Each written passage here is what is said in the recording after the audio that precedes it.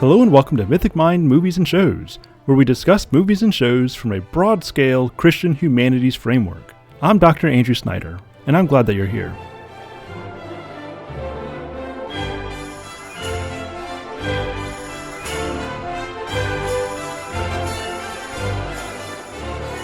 All right, welcome back to the latest episode in our Star Wars series, as we're now on to the Return of the Jedi. Today we're joined by Ian, Reverend David, Lady David, and we got one newcomer. Is it Daylon? Yep. All right. Well, since you're the first time joining us, why don't you tell us just a little bit about yourself and what brings you here? Yeah, so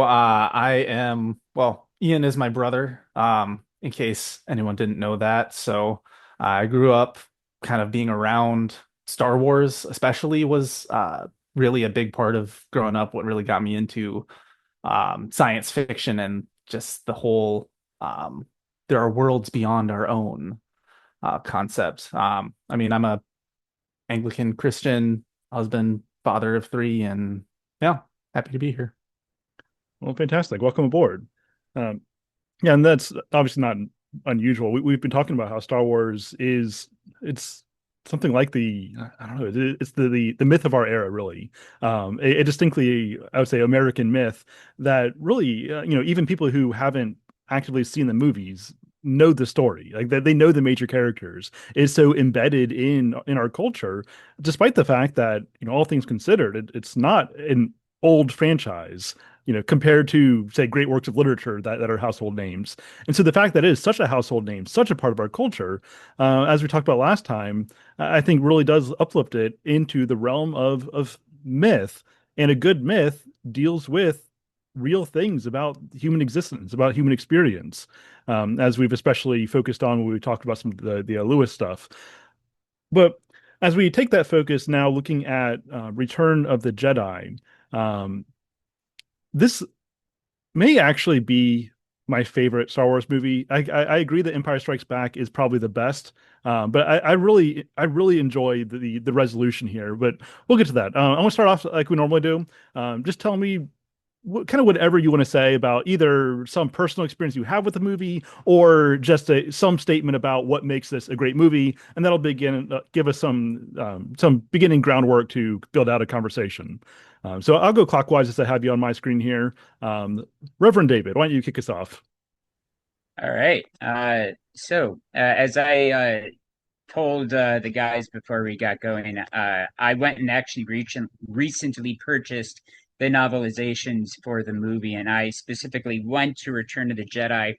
And when I think of that movie, the first thing that always pops into my mind is that Vader Luke fight scene and everything that is behind that. And I found it interesting that the novelization doesn't really have as much detail about how that fight ends as compared to the movie itself. So you have that moment before the later no edit that you get a lot of Vader's turning back just by staring at his masked face. In the book, it is basically Vader's crawling around on the ground while Luke is being shocked. He gets up to his feet, sees a nearly unconscious Luke, and then picks up the Emperor and throws him down. It does not really go into detail about any of the personal conflict that the movie does just so much a better job of with just the movement of his head, which is I find very fascinating. But what the book does do a good job of is that after Luke kicks Vader down the steps in the initial part of the fight, it has this moment where Luke is essentially controlled by the dark side. He feels all of this power flowing through him, and it intoxicates him, and he is ready to just put the finishing blow on Vader. And then, by the will of the Force, the thought pops into his head no, this this is not me. This is not who I've trained to be. If I go down this path, I prove Obi-Wan and Yoda right. And he turns back in that moment. Um, and Vader takes advantage of the moment and criticizes him for letting his guard down and all that. And then John Williams just, it doesn't matter any movie that he does music for in the Star Wars universe. The sequel trilogy, a lot could be said about that. The music is still beautiful. Love the music. And the music that is played um, during that one moment of the fight after, I think it's after Luke screams never, just that music just sets the stakes uh, for that fight and everything that Luke um, is fighting for. And I love that story of how the chosen one prophecy is fulfilled by the end of that fight. And it is not Luke. It is not Leia like Obi-Wan and Yoda mistakenly thinks that it is by that point. It is still Anakin, and it is still the will of the Force, which is where I think a lot of the Christocentric ideas that we can pull out of Star Wars flows from. That a lot of the will of the living force is very much an allegory for the will of the Lord. And I think the prequels actually does a lot better job communicating that than we tend to give it credit for. But it is still the will of the Force for Anakin to be the chosen one and to finish the job and bring balance. And even though all I've talked about is just those final 15, 20 minutes, it is what I love about Revenge of the Return of the Jedi. Um, but um, um, but I would agree with you, Andrew. 6 is my personal favorite. 3, then 1, then 5, so on and so forth. My thoughts. Good. I appreciate that. And I'd be interested in hearing, from some of the others of you who have read the novelization, what your take on that is. The idea of Star Wars novelization, and we talked about this a little bit about, Ian mentioned how he read the books before seeing the movies, which is, I mean, who does that with Star Wars? But even the idea of Star Wars novelization seems almost like an oddity to me, in that so much of Star Wars, at least to me, is the aesthetics, the visuals, the sound, what's been provided to us on that sensory level. I've talked about, to me, like, Star Wars is like it's the whooshing of a lightsaber. It's the, I don't know, the music, and I think that so much of that goes into that final. I guess it's not really final scene, right? The final scene is the party on Endor, the penultimate scene, I guess, with the whole sequence of Luke and Vader and the Emperor. And it is such a powerful scene, which is really where, I mean, it all comes to a head, obviously. As you mentioned, David, that we get this conflict, the spiritual conflict, the psychological conflict, in Luke, and kind of a side note, but also very much applicable here, especially given like the Jungian influence on all this, is that we really can't separate out psychology versus spirituality. And in fact, even the word psychology is suke logos. It's like the rationality of the soul. That's what psychology is, properly understood. And so when we have these psychological elements, these spiritual elements of Luke, figuring out, like, I really want to just draw my lightsaber here, and I want to just kill the Emperor. I want to kill Vader. I want to just get rid of the bad guys. But he's able to recognize that, like, Vader is like, very directly, the shadow image of who he is who he could be, if he were to let himself fall into his base passions, the part of him that is part of him. But in looking at the shadow and looking at the monster, he sees himself, which means he's not just looking at a monster, right? He's looking at what he could be, but it's still a him that's there, meaning redemption is possible. And so I think that there's so much significance so many significant things happening in that scene. And I think that the aesthetics really do help to build that out.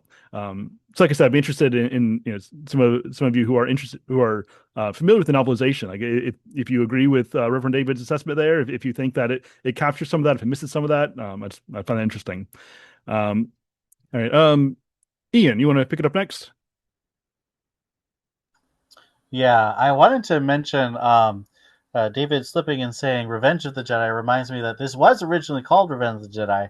I have a friend who used to clean houses for a living, and he cleaned a former Lucasfilm exec's house and gave me this shirt, which is actually Revenge of the Jedi from the original promotional team.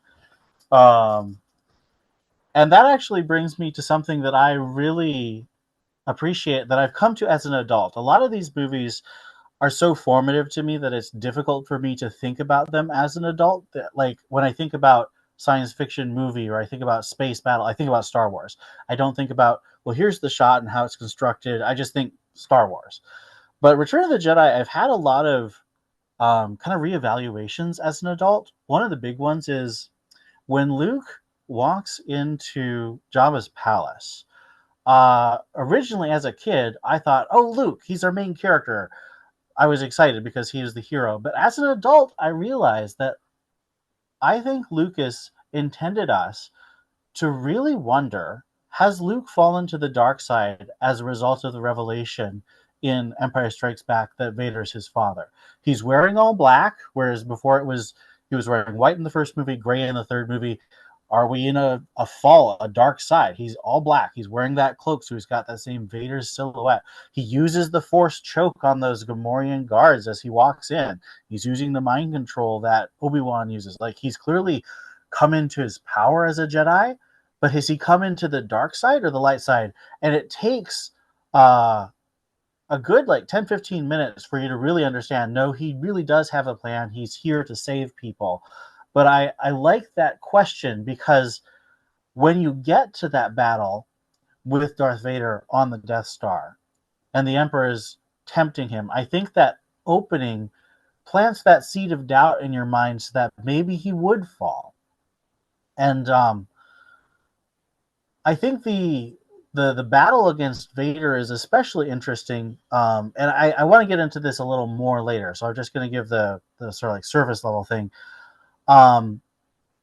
Luke was shaped by Obi-Wan and Yoda as a dagger that they wanted to use to assassinate the cult members who destroyed their religious order. And Luke rejects that. Luke rejects the idea of getting revenge for the Jedi, and instead he reforms the Jedi to be about love and connection and attachment between a father and his son that can break through the brainwashing of the Sith cult and the Jedi cult. And so I think that's really why I love Return of the Jedi best of the 6 original movies. Now, I find that an interesting take. I know you're very critical of the Jedi, as we talked about last time. Now, was there a plan to turn Luke into an assassin of sorts? I mean, I thought, because my understanding is that his failing in that test at Dagobah with the vision of Vader is that he pulled out his saber and tried to kill Vader, and that he was actually doing something wrong there. Would you disagree with that? That was a different test in my reading. That test is about whether Luke trusts the Force. And I would actually argue that Yoda and Obi-Wan don't trust the Force either. They're too consumed by their bitterness at the Emperor and Vader, because Obi-Wan's last words to Luke are, because Luke says, I can't kill my father. And Obi-Wan says, then the Emperor's already run. Which to me indicates that Obi-Wan, and by implication Yoda, he doesn't necessarily say this, but there's an implication that they're both kind of on the same page there. They want him to kill Vader and the Emperor. They don't think that there's any possibility of good or redemption. It's all about they are evil and must be destroyed. And I think there is a strong element of revenge there because both of them are so embittered by the loss of their order.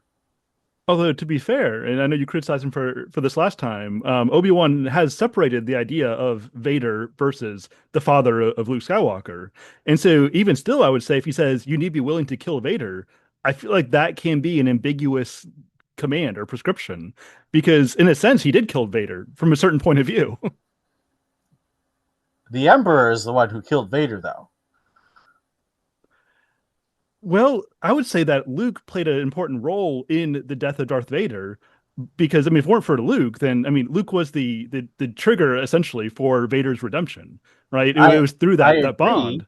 which is my argument that Luke is the chosen one, not Anakin, which is what I want to get into later. But Luke does not. Luke explicitly rejects injuring Vader further than cutting off his hand. Like Vader would not have died from just the hand being cut off. Right, but my argument is that he killed Vader, understanding Vader not as the physical person, but Vader as the spiritual corruption of his father. I see. I I don't see I don't see the point of view that Obi-Wan would be saying that. I see what you're saying. I just don't think Obi-Wan would be speaking from that point of view. I mean, that's fair enough. But I mean, I just taking from what Obi-Wan said earlier and the way he's framing thing and saying that Darth Vader killed your father. I feel like there's some groundwork for moving in that direction at the very least. So that's my defense of Obi-Wan. I guess he's on the docket here. All right. All right. Lady David, tell us something about this movie. Okay, well, once again, Ian stole my notes. I mean, like I literally had Luke's dressed in black, has Darth Vader's silhouette, choked the Gamorrean guards. I mean, I had all that stuff. So yeah, I didn't catch that as a child either. Those were all things that I've come around to as an adult. But again, just like last time, I'm glad I'm not alone in thinking those same things. So you just validated that for me. Um, but yeah, Luke's demeanor is a lot more subdued in this movie too than it has been in the other ones. Like finding out who his father was really did have a big impact on him. He feels like he's carrying a weight that he doesn't really want to share with the others, and he doesn't. I mean, it's not until on Endor that he actually does let Leia know. Um, and by the way, that conversation that I heard for the first time as a 9-year-old with Luke and Leia on Endor, where he's asking her about her mother and all that stuff. That is one of the reasons why when I first saw Revenge of the Sith, I was just like depressed for weeks. I was like, this is not like there were only 3 or 4 things that they needed to make happen, and I felt like that didn't count. Like clearly Leia was supposed to have known their mother and something happened partway through her childhood. I understand that it works better for the story, and if Lucas could go back and change it, that he would have. But the fact that, she died in childbirth and neither of them knew her at all was kind of frustrating to me. But there's other things we can talk about once we get to Revenge of the Sith someday in that regard. But a lot of people have complained about the Ewoks. And again, as a 9-year-old, I had no problem with the Ewoks. Like this wasn't my story to tell as a little kid. You're not thinking critically about things. You're like, this is it. This is the story. How could it be any other way?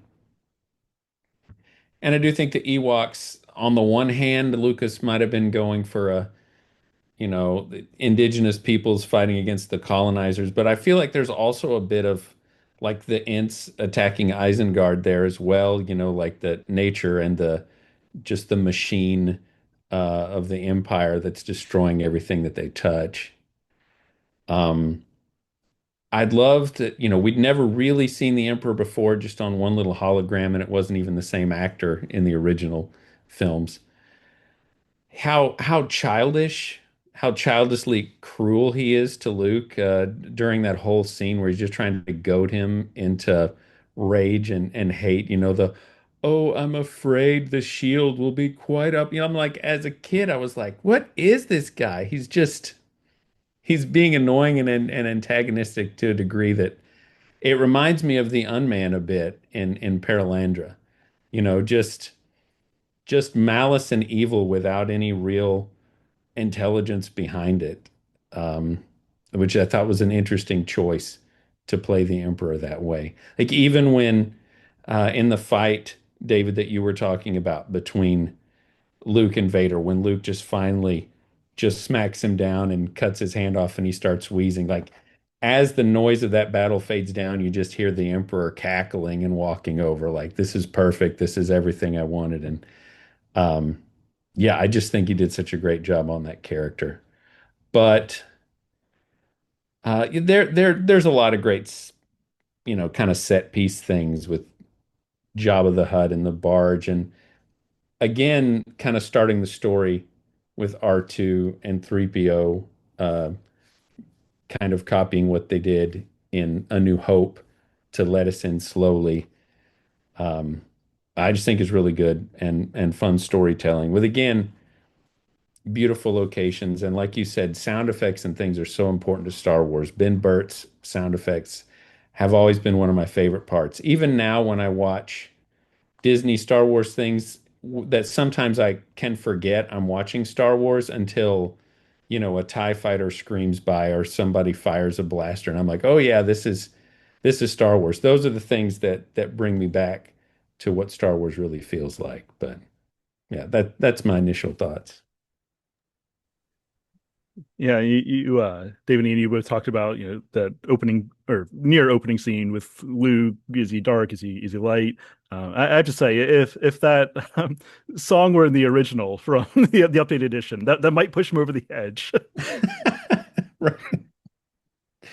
Uh, Um, but that aside, yeah, I know that Ewoks are a contentious subject, but I kind of like them. I feel like Star Wars it has a levity built into it. I mean, that it can deal with serious and dark things, but also it's just kind of fun. And I feel like the Ewoks, that whole sequence, it kind of captures both elements of that thrown in together. These little space teddy bears helping them defeat the wicked empire. Like it's I think it works well. I don't know.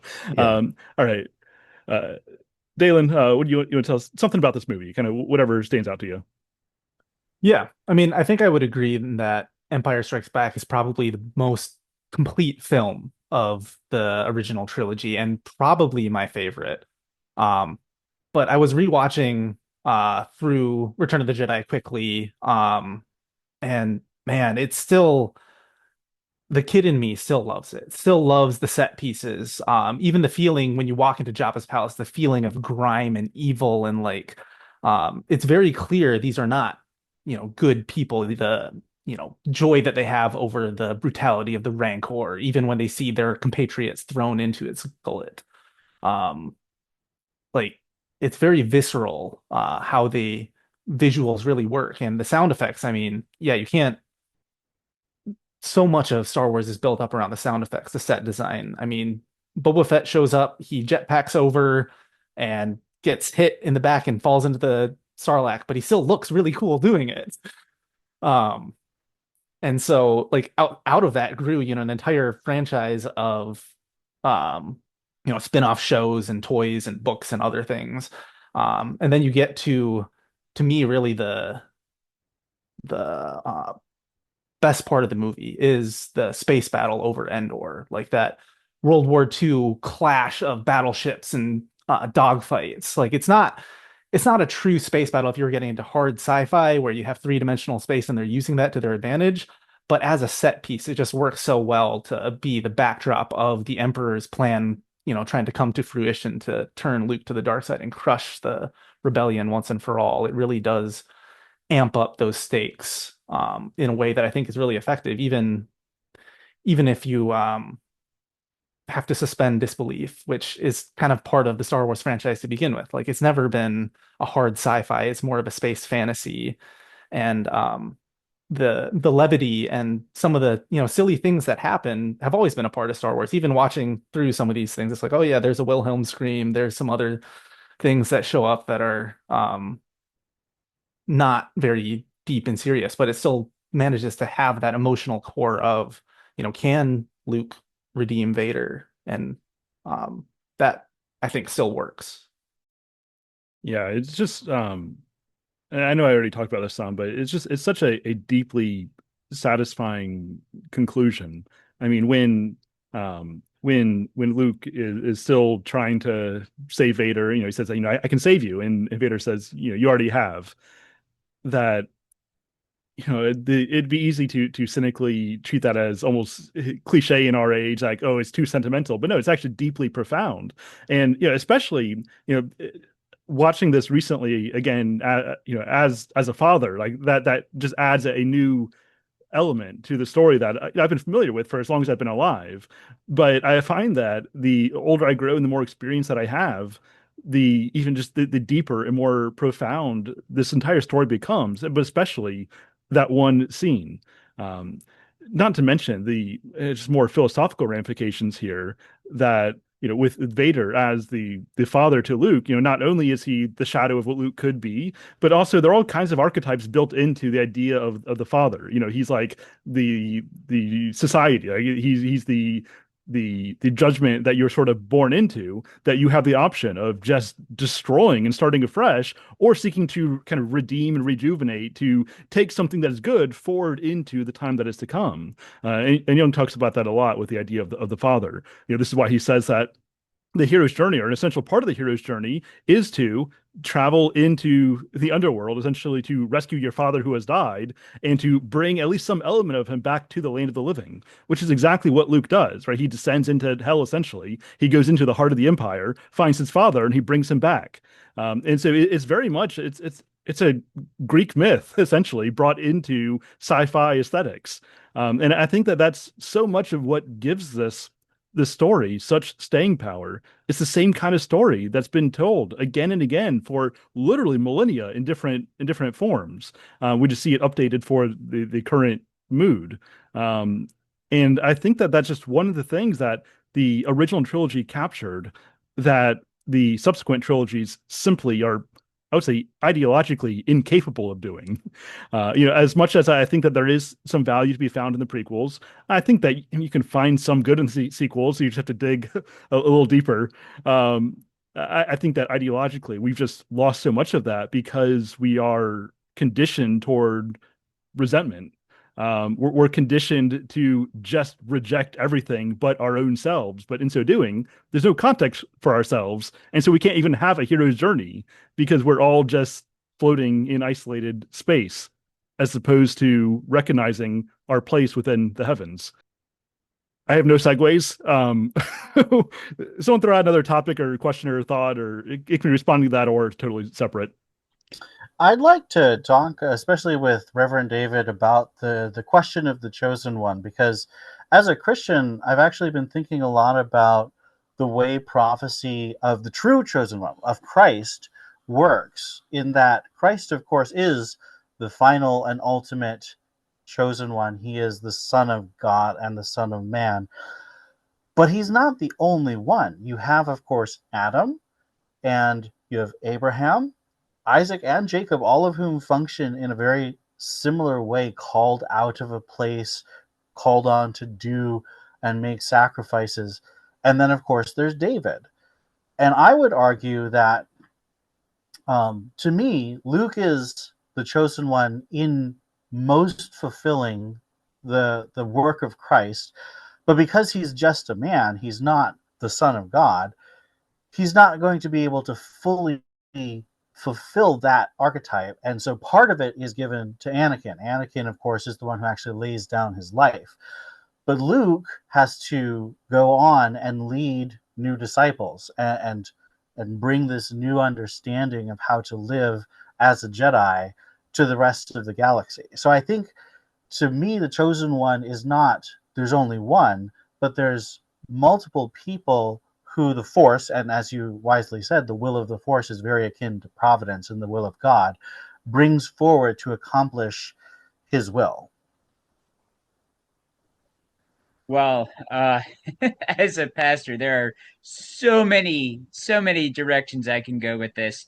I mean, even something as simple as when Eve birthed Cain, she thought she had birthed the promised a son. Joseph is a type of Christ. An interesting thing with the chosen one prophecy. So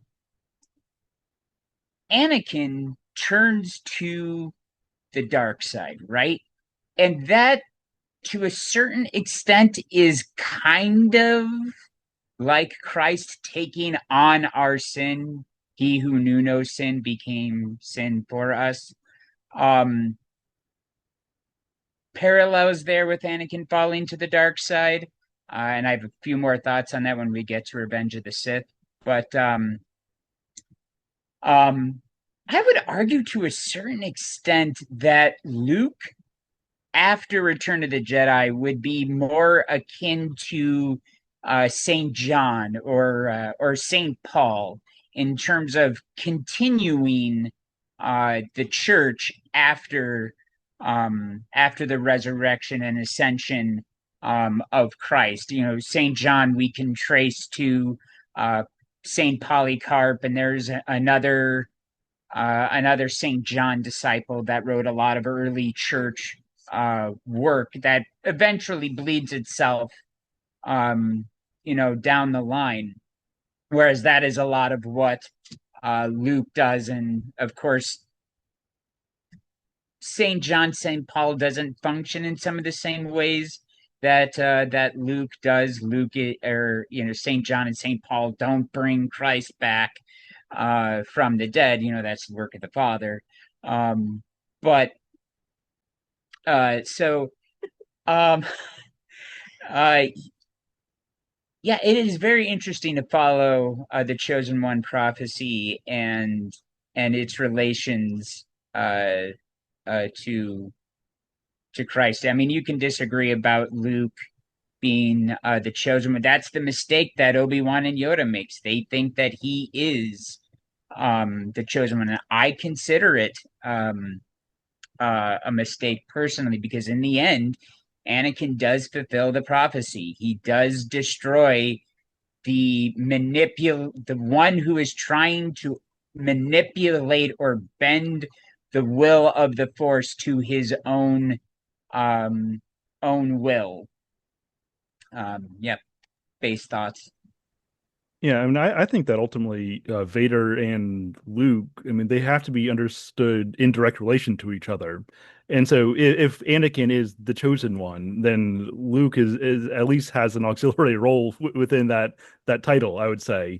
Especially if we look at this sort of shadow fulfillment imagery, and that, when Luke kind of properly integrates his own psyche, that's in part what brings Vader back to, well, the Return of the Jedi. That I think that they need to be understood together, and so fundamentally, I mean, I would say that, especially pulling on the prequels, is really where the chosen one idea comes from most explicitly, right? That I think that Anakin is the chosen one, but Luke is necessarily, essentially connected to that prophetic element. And so I think that makes the most sense out of this. And so, is Vader or Luke, which one of them is the Christ figure? I think that they both have certain elements of that. I mean, I don't know if I like the Darth Christ way of going with that. I get what you're saying, but I think that probably the most coherent way to do that, if we're trying to look for Christological types, is to say that Anakin in laying down his life for the sake of salvation of the galaxy, essentially, or Luke in his redemptive role and kind of where he goes in moving the church, so to speak, forward. I think that they should both be understood as types, but not the entire thing, right? Which is what a type is. It's a partial portrayal of who Christ is. Just as we could talk about the Christ figures in Lord of the Rings, right? There's no one Christ figure, but there are certain Christological representations in Aragorn, the Returning King, in Gandalf, who dies and returns, and Frodo, who bears the weight of the world. Like, and so I think that the best way of doing that, if we're looking for the chosen one who really brings balance to the Force and restoration to the galaxy, I think it's in some ways Anakin, and in some ways it's Luke. All right, David, we keep cutting you off, Lady David, No, so you can. I mean, if the prophecy is that he would bring balance to the Force, I mean, Vader's the one that killed all those Jedi babies, so I think he fulfilled it right there, right? Like that's the majority of it. But of course, and I'm slightly joking, but not really, because I thought in episode one, it's like, bring balance to the Force. Do any of you guys know any bad guys? Like, there's a whole lot of good guys, and I don't see any bad guys. So I don't feel like balance is what you guys really would want. But, Luke is his son. So that is also a continuation of that.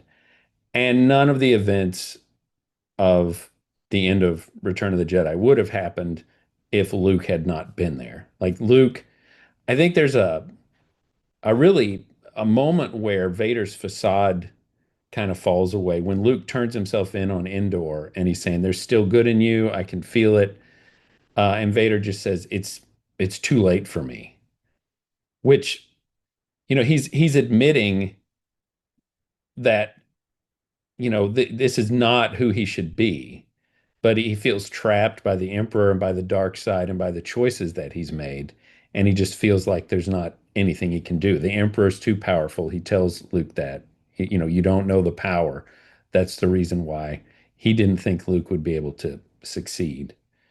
But yeah, I would, I don't want to tell a reverend what to do, but I mean, of course, Christ did not become a sinner the way that Anakin became a sinner. He just bore our sins, which, um, yeah, I don't really see happening in the character of Darth Vader. But it's amazing how much emotion you're able to get in that scene where the Emperor is shocking Luke with this emotionless mask, like just looking back and forth and then grabbing the Emperor and throwing him off the side. Like that still gives me chills every time I see it. I can still remember. I'm back the first time I saw it in the theater. Every time that I see some of these scenes and can remember the first time I saw them. But yeah, I it all plays together. I see what you're saying, Andrew, that maybe it's not Luke or Anakin, that they all, if it weren't for the both of them, we would never have ended up at this point where we are for sure. Yeah, and I love how visually they managed to use the motionless mask in different ways, both like in the scene on Endor when Luke turns himself in and like they take Luke away and then you just linger on Vader for a moment longer and you see the struggle in him even though you can't see his face. And then like you said, when Luke is being tortured to death in front of him, like the what that does to him is visible. And it's just a really well done part of filmmaking there. And the other thing that I think that you said, David, about Vader just feeling like the Emperor is too powerful, and you really get that feeling when you're listening to the Emperor go through his whole, schemes within schemes to get everything there. He's so confident in himself. He thinks that he's completely in control over the situation, that the dark side of the Force has given him this power to be able to know what's going to happen. And so there's no um, concept in his mind that he might fail here. And that's kind of where you get into the whole idea of the will of the force of providence being, yes, there is evil and the evil has power, but it does not foresee everything. Like it was very clear that he didn't see, Vader's love for his son actually coming through and being able to overturn what had been um, done to Vader, all of the years of control that the Emperor had over him being turned over through.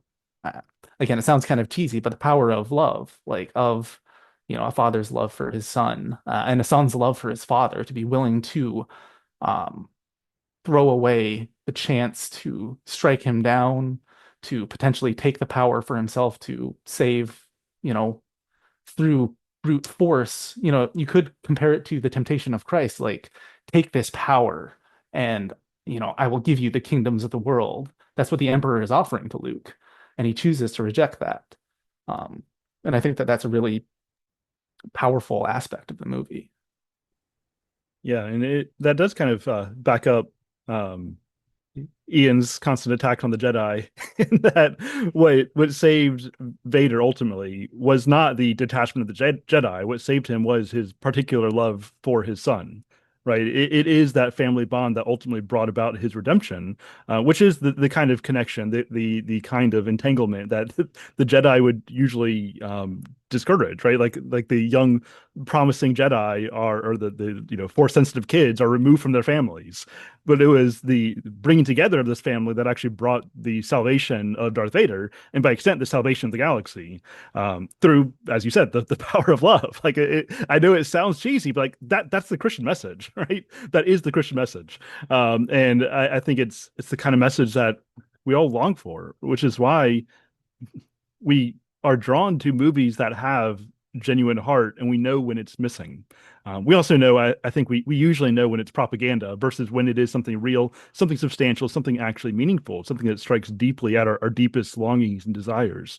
And I think that bond between father and son, and that sacrificial love of him finally being the true father, right? I mean, Darth Vader, at least suppose people debate the etymology here, but supposedly means something like Dark Father. And so now he is actually embracing his role as a true father. And in so doing, we see redemption take place. And also, both of you, the last, Daylon and David, you both mentioned Vader saying it's too late for me, and having that recognition that he's in the wrong here. He just can't get out, which is one of the first clear signs of hope for Vader. The fact that he is in this state of despair, that he feels stuck, and that part of him wants to be free of this, but he just feels like he can't be, which is actually hopeful. And Kierkegaard talks about this a lot, that one of the most dangerous places to be in is actually to not be in despair because you're just so engaged with whatever it is that's right in front of you that you don't recognize how truly unsatisfactory it is, because you've silenced your soul so much that you're just numb to like who you're meant to be, who you know that you are on some level. And so that despair is possibly the first awakening of hope, because now you're thinking, okay, I can't be free, but now the possibility of freedom starts to present itself. And it's that building anxiety of like, maybe there's a slim chance that I could be rid of this thing that's holding me back. Well, now there's hope. There's actually a crack in the window starting to open here, starting to get a little bit of fresh air. And I do agree that whole sequence is just so powerful. It's so full of sympathy. I mean, it's remarkable after everything that we've known of Darth Vader up to this point, that not having the backstory of Anakin, even he's basically this evil android who just committed mass murder and all these terrible things. But now at this point, you start to feel sorry for him, and you want him to be set free. And I think that's just remarkable storytelling to build in us that desire for redemption that then gets fulfilled. So yeah, just again, I'm terrible with conclusions and segues. Well, I mean, if we're talking about the Luke and Vader duel, I mean, I think just the choreography of it is so well done to show like as a storytelling device. Because it starts with, Luke grabbing the saber to strike down the Emperor, and Vader's on the defensive. And in some ways, it's kind of the inverse of their duel on Bespin, where Luke is the aggressor. He's, attacking, he kicks Vader down the stairs. And then he realizes what's going on. And then he turns off his saber. Vader attacks, and then it's kind of the reverse. Now Vader's the aggressor, and Luke is defending. And then there's the whole thing where he runs away and hides. Vader throws the saber, and then there's kind of the dialogue back and forth. And then like the final attack of Luke, when he's just fully given in to this anger and aggression, and you kind of see how close he is to the dark side, to falling there, until the Emperor ruins it with his cackling, and Luke realizes what he wants. I just think that the entire duel is just so well choreographed and well done. One other thing that I forgot that the book does a good job of stating is that it actually explains why Vader blocks Luke's first attack on the Emperor. And the reason that the book gives is that Vader felt that Luke was not yet ready to take down the Emperor, that he needed some training in the dark side first before the two of them can go and overthrow the Emperor. So it was not done out of really any sort of noble intention or even loyal attempt, intention. It was done solely out of his own will and his own selfishness. Well, I was thinking of some of the things because we talked when we were talking about Empire Strikes Back. I was talking about how, as a kid, when Luke is hanging by his feet and he's summoning the lightsaber to himself, that was something we'd never seen the Force do before. The main thing I could think of in this movie that was a surprise was Luke's lightsaber. That it was a total surprise to the audience when he turned it on and it was green. Because before that, we'd only seen good guys have blue, the bad guys have red.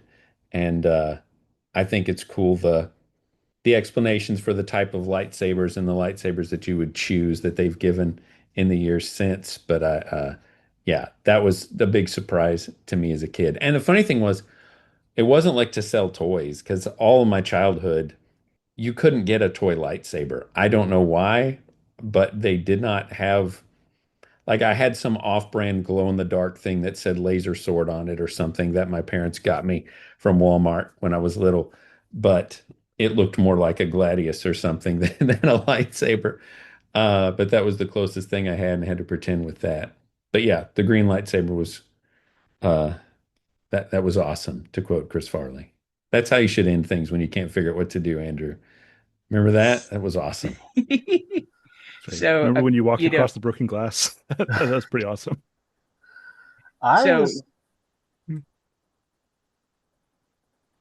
Then you go.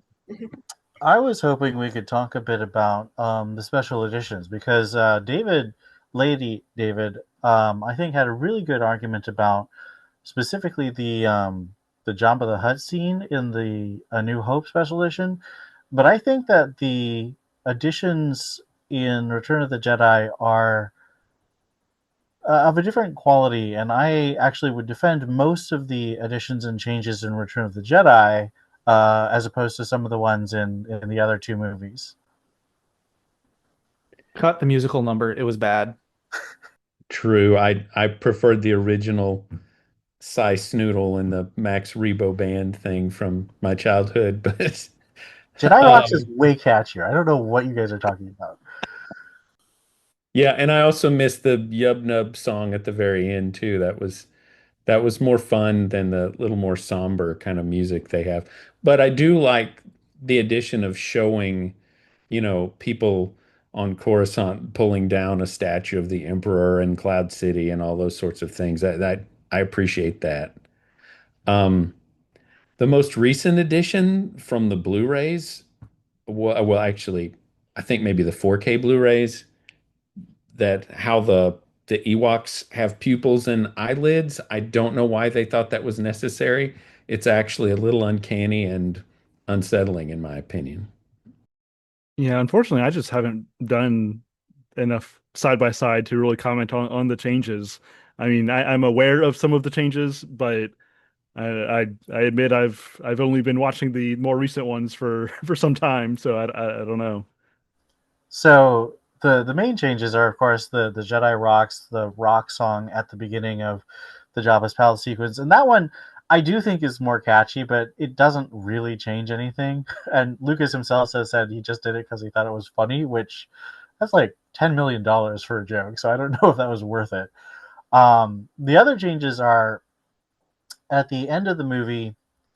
He adds sequences of celebrations that the Empire has been defeated on various planets and a completely new composition. Originally, there was a choral piece with supposedly Ewoks, but they sounded like adults to me, so it never really quite worked. Where they were saying "Yub Nub" and it was all about celebration, whereas they have a pop orchestral sort of, I would say, almost an elegy. It's very sad but also triumphant, and I think it really captures the struggle, the whole idea that the entire galaxy has been under the influence of this great evil, and they've finally thrown it off. And so you have a sense of what has been lost as well as what has been won. And then this one's also a bit controversial. Lucas replaced the actor Sebastian Shaw, who played Darth Vader as he's dying when Luke takes out his helmet. and he replaced the Force ghost of Sebastian Shaw with Hayden Christensen. I don't care either way, but I think I would prefer Sebastian Shaw just because I liked his performance. So Well, I there's mean, he's not he's young. He's as he appeared in Revenge of the Sith. I expect Luke to go, "Who's this guy?" Like he didn't look at all the same. So, yeah, I think it's a little strange, but it's okay. I get that they were trying to tie them in together. And like even I don't like it, but I even get it philosophically, I guess, in that we're going to go pre-fall. Anakin at his height is the one who he is moving forward, rather than this decrepit um, android guy. Like, Yeah, it should I just get be it. like a disembodied torso and head just kind of floating there would have been great. But maybe they'll do that next. So just a couple of comments. One on the last thing that David said. The thought that came to my wife's mind is the perfected body in the resurrection. That would probably you would guess would probably be something a little more closer to Hayden. But to go back to something that Ian did, talking about the music, how it is both somber and yet joyous. That is the Victimi Pascali on Easter. It uses a um, an early Lenten tone, uh, but yet is at the same time meant to communicate the joy of the resurrection. And it utilizes a bit of that somber tone so that the lyrics of the piece, which confesses that Christ is risen, the music allows the words to really shine. And so I love that the fact that you made that note about the music. My wife also prefers the Nub Nub. Even though I saw the original Nub Nub, I actually do not remember how it goes. It has been that long since I've heard of it. My mind first goes to, I guess, the latest edits. Um, but I don't know, maybe somewhere somebody can post a link or something.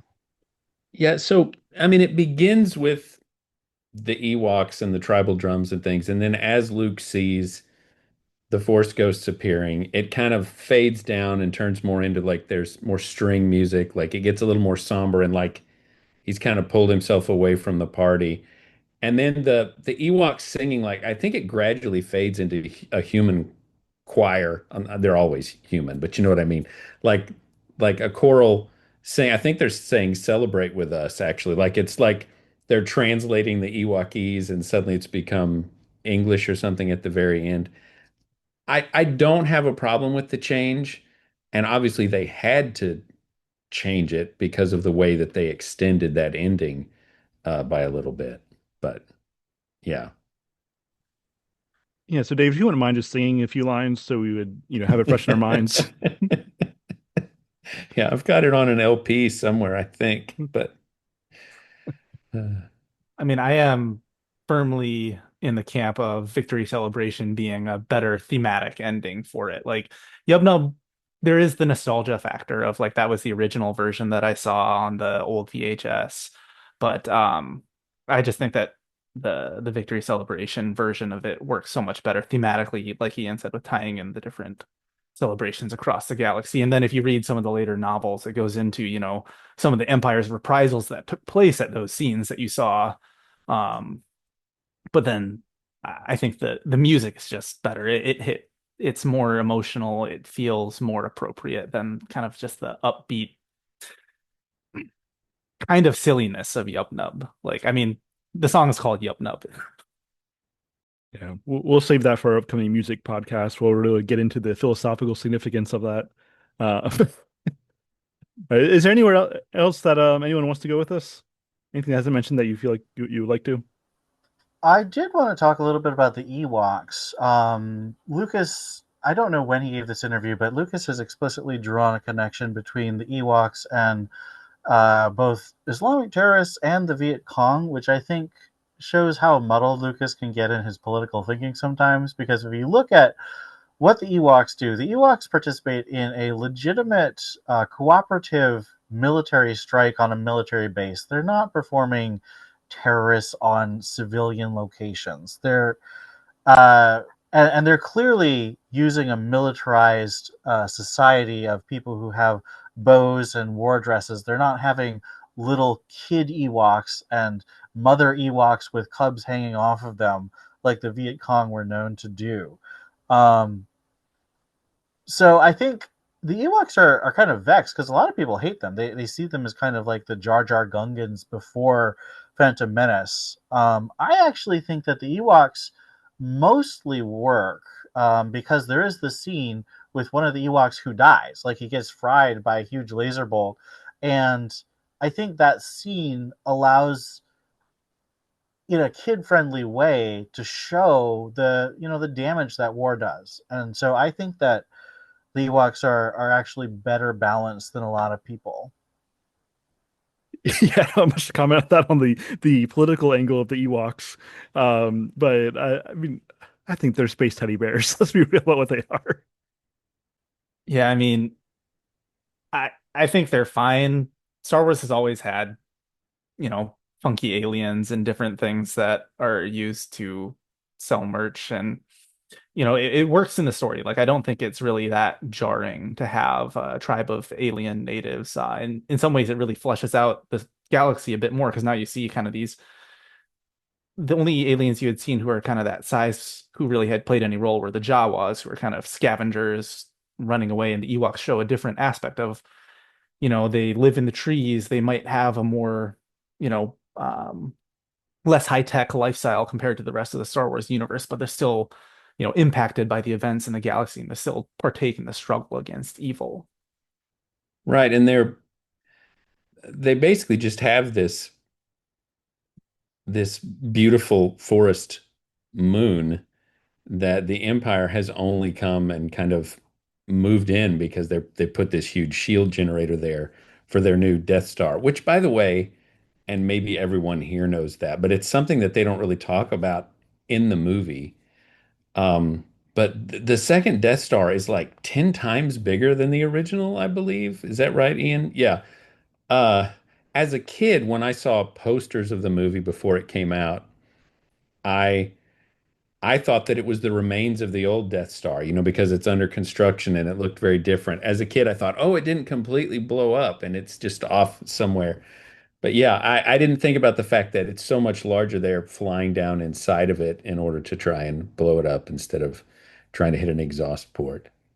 But anyway, I sidetracked myself. But we'll be able to talk a lot more about Ewoks because chronologically we have the two Ewok movies next in our discussions. So I'm looking forward to that. Yeah, we definitely need the battle for Endor. Man, Wilford Brimley is in one of those if you've never seen them, Andrew. I have not. I guess I need to give them a watch so I'm prepared. Yeah, we got to cover the Ewok movies. Still holding out for the holiday special, but I guess we'll save that for December. The Ewok movies got theatrical releases, I think, only in Japan.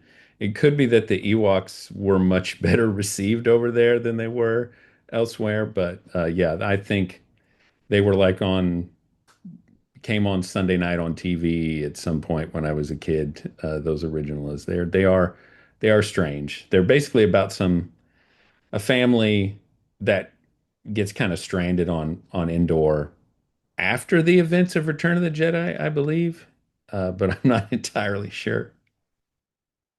Well, it looks like it's on YouTube, so Yeah, so's the possibility. holiday special. So Yes, yes, that's where I've seen that. All right, we'll see what happens.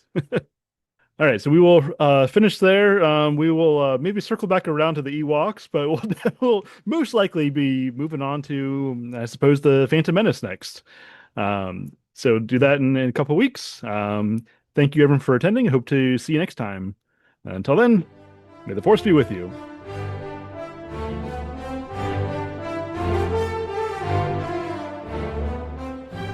All All right, thank you for listening or for watching if you're over on YouTube or watching the video on Patreon. As a reminder, we have 3 podcasts right now over at Mythic Mind, and so make sure that you're subscribing to the main Mythic Mind podcast, simply called Mythic Mind. That's our primary, it's really our flagship show.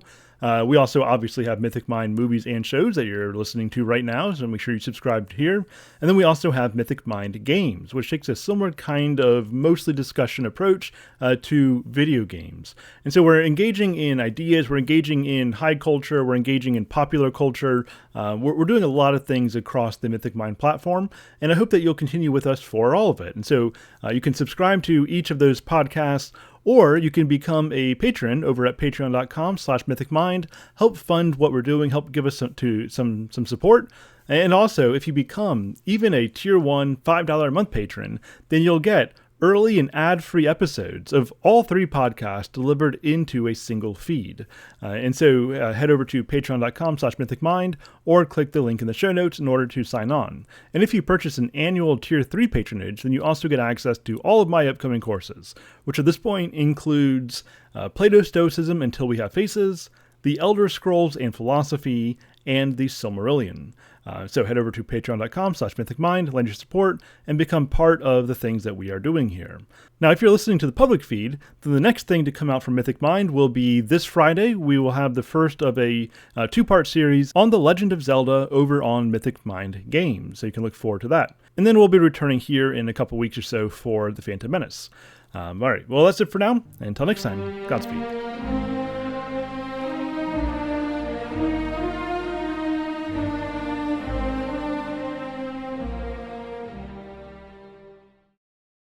Plato's Stoicism Until We Have Faces, an 8-week course beginning in August 2025, led by Dr. Andrew Snyder.